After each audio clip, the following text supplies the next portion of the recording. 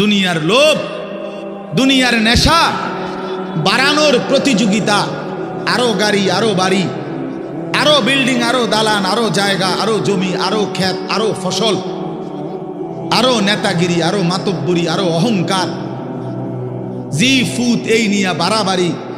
আল্লাহ তাআলা বলেন সব এগুলো তোমাদেরকে ডুবাইয়া দিল, আখিরাত ভুলাইয়া দিল। হাত্তা জুরতুমুল মাকাবির, এভাবেই একদিন কবরেই পৌঁছে গেলাম।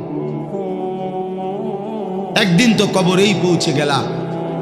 কাল্লা সাউফা তা'লামুন, আল্লাহ বলে সাবধান বান্দা, এই কবরে আসলেই তুমি জানতে পারবা তোমার নাফরমানির শাস্তি কি।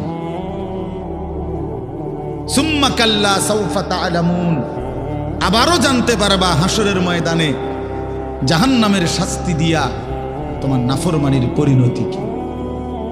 দুইবার বলছেন আল্লাহ, একবার বলছে কবরে জানতে পারবা তোমার নাফরমানির শাস্তি কি, আরেকবার জাহান্নামে জানতে পারবা হাসরে তোমার নাফরমানির শাস্তি কি। সামান্য কয়টা বুট বেচতে বেচতে বেচারা এক ওয়াক্ত নামাজ পড়ে না, কদ্দুর চা বেচে, দুইটা বন বেচে, বেচারা এক ওয়াক্ত নামাজ পড়ে না। একটা অটো চালায়, নামাজ পড়ে না। একটা সিএনজি চালায়, নামাজ পড়ে না। 12,000 14,000 টাকার একটা বেতন, এই কদ্দুর চাকরি করে, এটুকুর জন্য একটা নামাজ, একটা সেজদা দেয় না আল্লাহকে। হায় রে নাফরমান, কি পাইয়া আল্লাহরে ভুলে গেল। এই একটা বুটমুড়ির দোকান,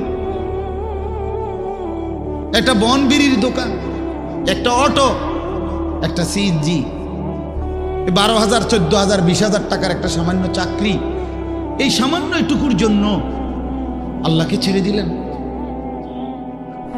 আখিরাতকে ভুলে গেলেন। আস্তাগফিরুল্লাহ, আস্তাগফিরুল্লাহ।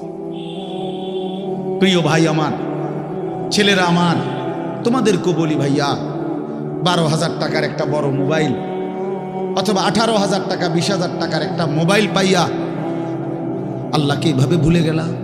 নিজের চরিত্র, নিজের ইজ্জত, নিজের আত্মমর্যাদা, নিজের বংশের মর্যাদা, বাবা মায়ের সম্মান, ইসলামের সম্মান, আল্লাহর কথা, রসুলের কথা, কবর, মরণ, আখিরাত সব ভুলে গেলা ভাইয়া।